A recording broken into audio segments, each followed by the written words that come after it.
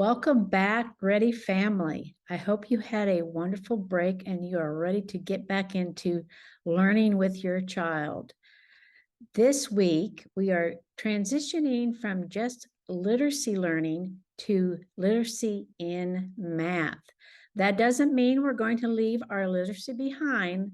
Like I said, we are transitioning to literacy in math.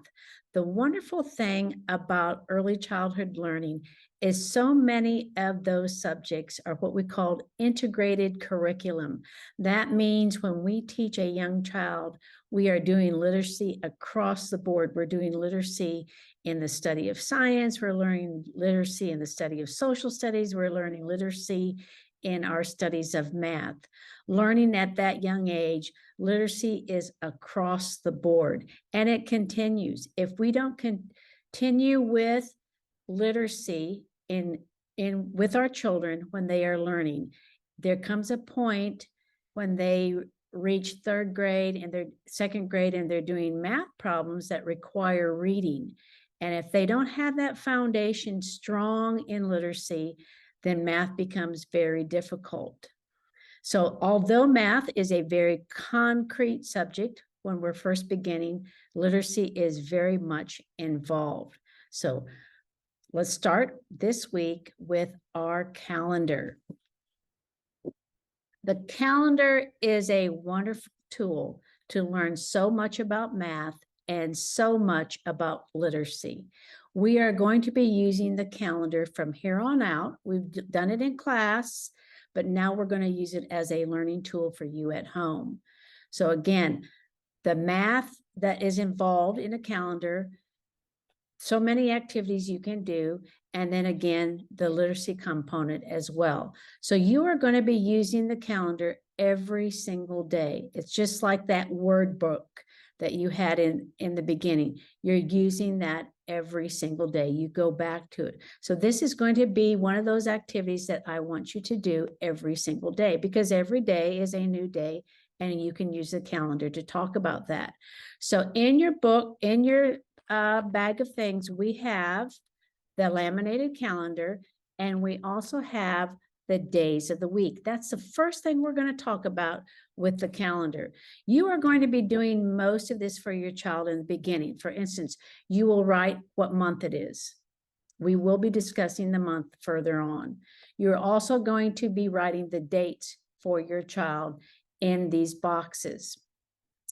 Now, as far as marking off the dates, you can model that in the beginning, and then your child can learn to do that independently. It's going to take some practice. It's going to take some modeling, but this is a fun activity for your child to do every single day, marking off what day it is and talking about the day of the week. So like I said, our emphasis this week is the days of the week. So in your supplies, you have, and if you've cut them out already, you have the days of the week and you have the months of the year.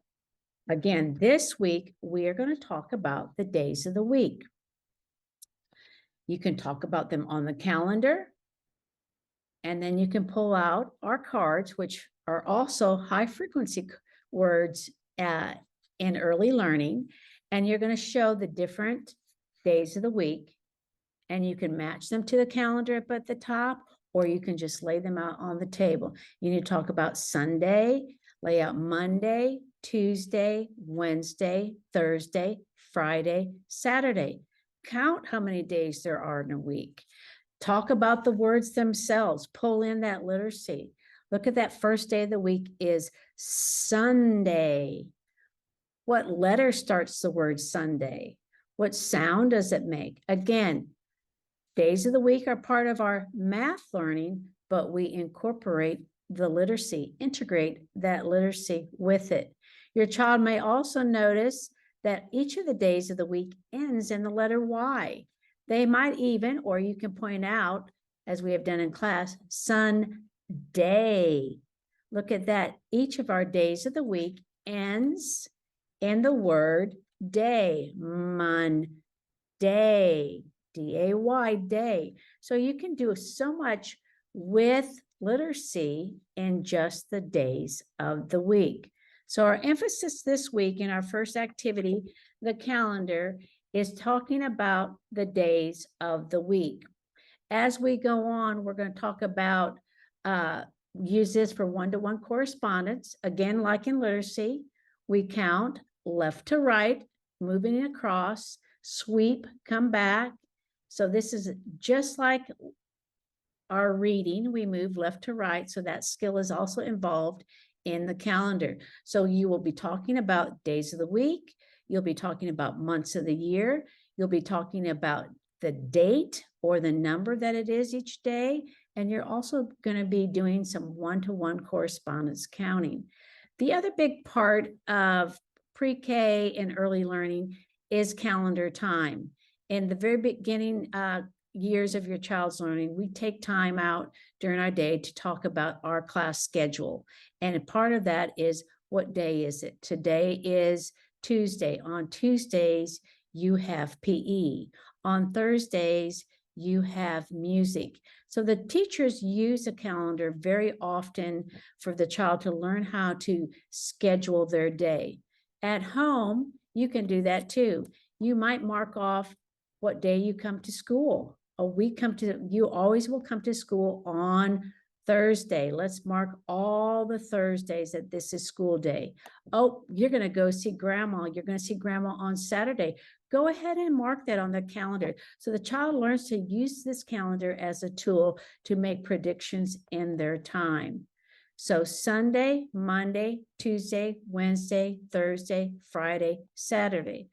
Also this week, we are going to talk about concepts of yesterday, today, and tomorrow when we use the calendar. So as we introduce the day, today is Monday. Yesterday was Sunday. Tomorrow will be Tuesday. References to time are very, very difficult for children to learn. You may notice that now as you speak to your child, they might say, yesterday, I went to grandma's house, when actually they went to grandma's house a week ago.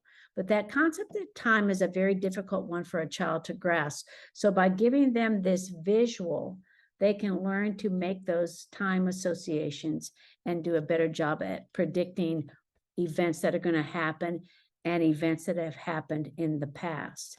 And it gives them that concrete to look at. So again, days of the week this week with our calendar, and also today, yesterday, and tomorrow. Those are our main focuses this week, but we are going to really be using this calendar every day. You're going to pull it out just like you did the word book in our literacy component, and do this calendar every single day. And again, it's going to start where your child is going to be able to pick up this calendar and independently look at what day it is and be able to mark it off on the calendar that that day is complete. So have fun learning with this calendar. The other activity we're introducing is my number and shape book. Again, just like the word book and the calendar, this is something I want you to use every single day. It's something that you can work in every single day. Pull it out and do another page. When we begin this My Number and Shape book, we are going to start in the very middle because we are going to start with shapes. That's where we're going to begin. And this week, we are introducing in our book the circle shape. So you'll turn to that page in your book, and you'll see that the shapes are at the top, and you can talk about the shape. And in early learning, we introduce what we call two-dimensional or 2D shapes. They're flat. They don't have any 3D appearance to them. So as a 2D shape, this is a circle. Once your child learns about 3D shapes or three-dimensional shapes, this shape will actually become what we call a sphere, like a globe or a ball has a circle appearance to it, but it's actually a sphere. So we're going to be introducing these shapes initially as 2D shapes. So this is a circle. You can talk about with your child about the circle. You can have them take their finger and trace around that continuous line. Talk about how that circle is made up of a continuous line all the way around. It has a beginning and it has an end. You can talk about the color of this particular shape. You can create a dotted line that is a circle and have your child trace that shape. You can find something in a magazine or a printout of something that is a circle shape and have your child glued in the book. You can also write words for your child to trace of things that you brainstorm together that are a circle shape: a ball, a cookie, a pizza, the earth, anything that has this first shape that we're discussing. So this is our My Numbers and Shape book. And again, something that I want you to use every single day. Again, we're going to start with shapes and move through to the other ones and do the same exact thing. Talk about the shape, talk about what kind of lines make up that shape, have them draw the shape, have them cut out the shape, trace it for them on a piece of paper and see if they can cut the shape out and add it to it. So many things that we're going to be doing with my shape and number book. Both this and the calendar, you're going to be using almost every day. So My Numbers and Shape book. The next activity is the shape scavenger hunt. In your bag of supplies, you have some shape flashcards. I want you to go ahead and make sure you get those out and cut them out. And you can go over these with your child. Typically, in the pre-K classroom, your child is going to have to be able to not only name the shape, they're going to talk about the lines and how that is made up, but typically they have to learn the circle, the square, the triangle, a rectangle, an oval, and the star. Now, the neat thing about the literacy component of this, your flashcards also come with the printed word. That's what we talk about, how much literacy is integrated into math. Everything has a label in math, and it's created with the literacy part of it, that whole alphabet and knowledge and reading component that's involved with shape. So if I were to say star, what sound do you hear at the beginning of star? And maybe they can actually find the word that they think would match that. That doesn't sound like star. So you can use these cards to match up with your shapes.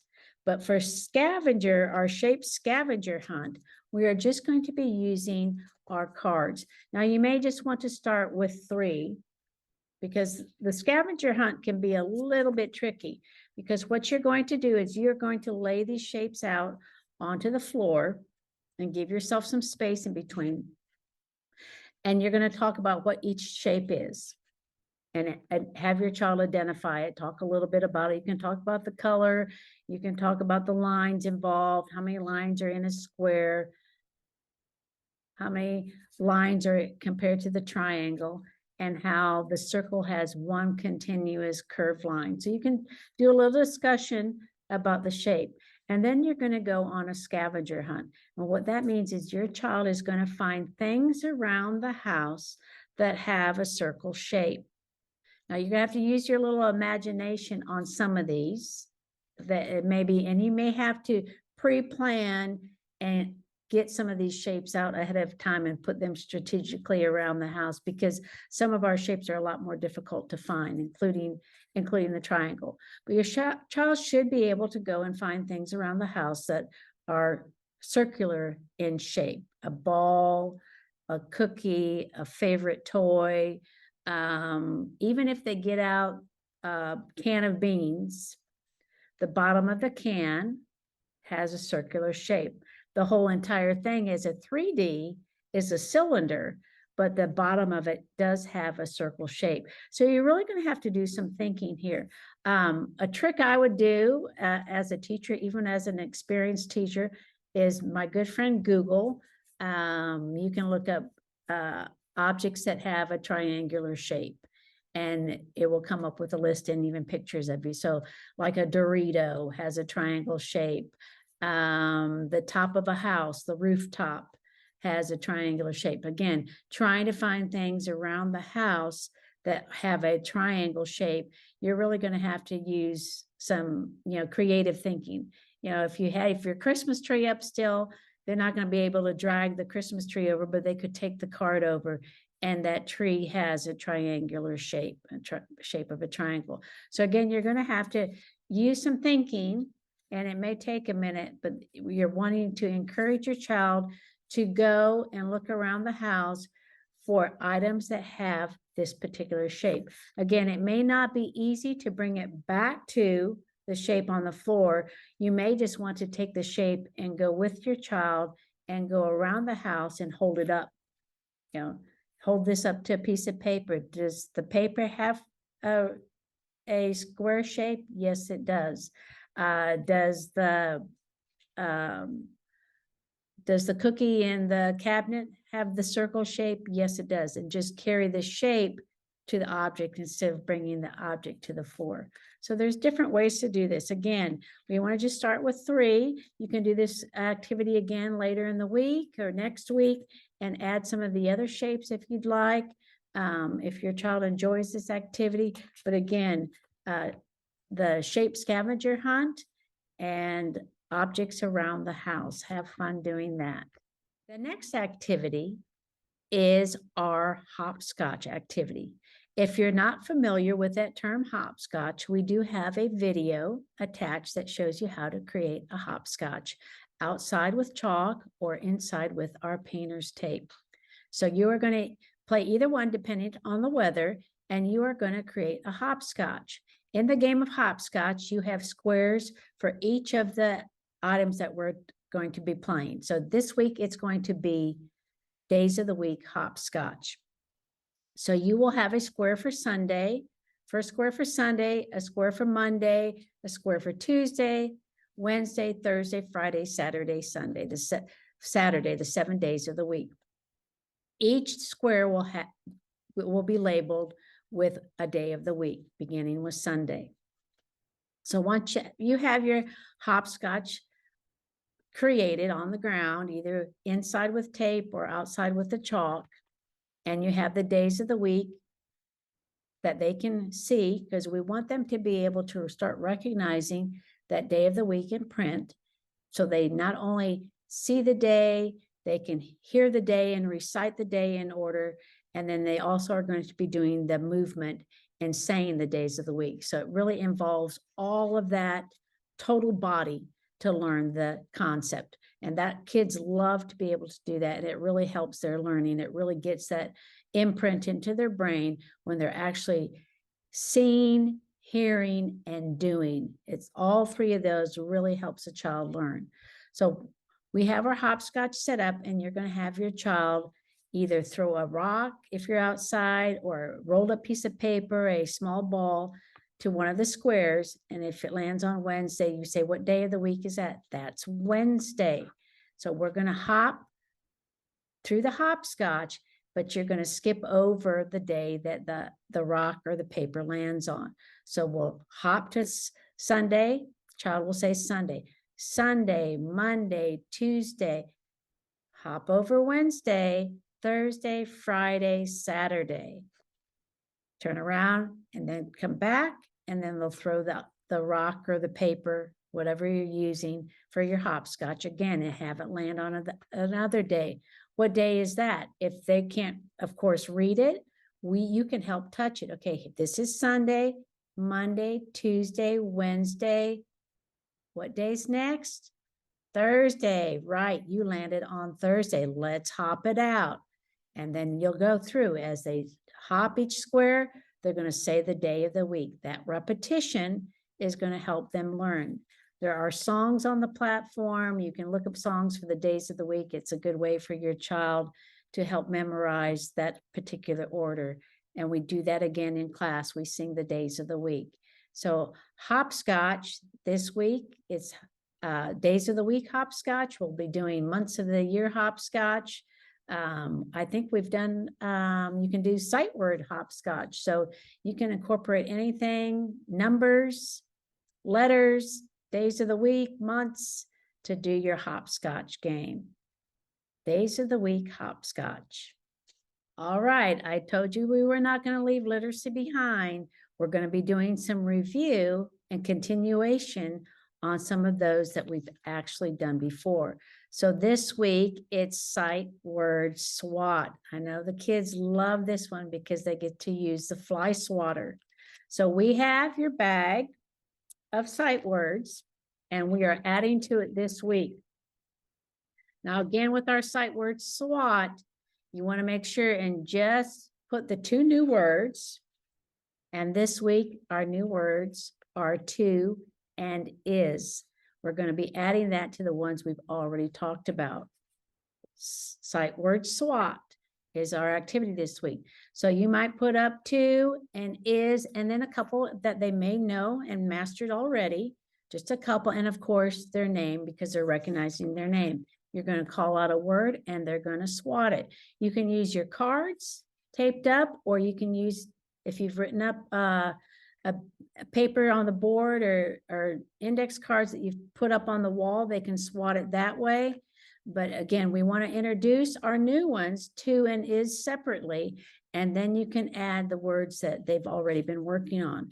Again, if they're doing really well with this, you can add several. If, you know, our goal is to increase the number. If they've only had their name and a couple other sight words, that's fine. Again, we don't want them to be frustrated. We want them to be challenged, but not frustrated, where there's that fine line. We want them to enjoy the activity. So the 2 new words this week, to and is, will be added to the game of sight word SWAT. Again, you call out the word and they SWAT that word and have them repeat it. What word did you SWAT? I swatted is. I swatted my name. I swatted can, the words that they've worked on. So again, encourage that language, have them tell you what they swatted. Anytime when we're doing these activities, you want them to repeat back what they're doing. So that encourages that oral language. With the shape, you know, you can have them repeat back. The cookie is a circle shape. You know, with the days of the week, I landed on Monday.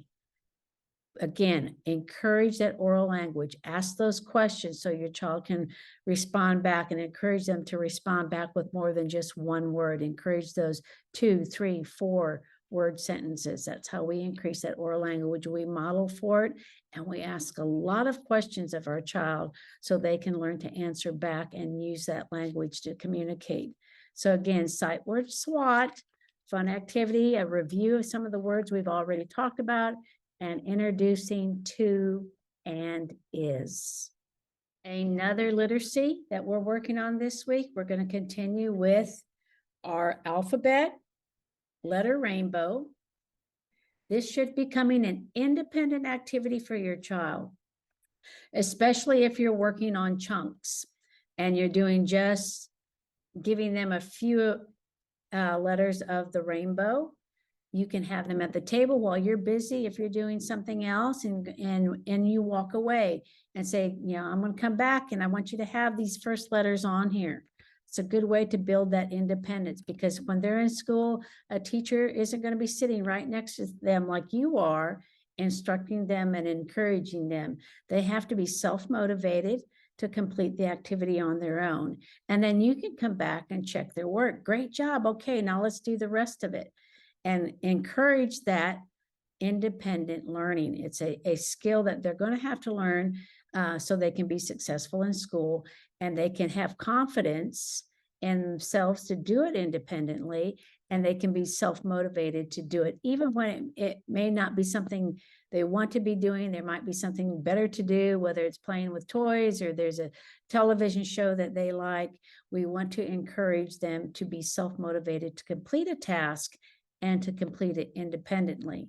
So you can do this as a review as you're getting back into it this week. Again, some kids may still be, your child may still be at just matching letters. Your child may be able to tell you each letter that they put down. As you're doing the independent, come back and say, what letter is that? Can you think of a word that begins with this letter sound? B, b. So there's so many different levels depending on where your child is that you can use this letter mat. Again, you can use the lowercase and have a match to the uppercase. Use the lowercase mat and have a match uppercase. There's that flip side for those who are ready to fill in the letters that come in between A and M. So wherever your child is developmentally and where they've been successful, start there and then increase that challenge for them. But again, this is an activity that really we can use to help build that independence, which is something we want them to be able to do with any of these activities that they can do on their own, and you come back and check their work. Once they have that skill, it's really important to encourage that independence. So that this week we have our review with the letter rainbow. And finally this week, my word book. We're going to continue with the word book. Some of you may have the majority of the pages completed. Others may just be halfway. You can always go back and use this as a review. Have your child read it to you like a book. Put it in their personal library so they have that available to them. But you can go back and just open up a page and talk about that particular page and what's on it and what letter comes next after it. You can talk about what letter was before.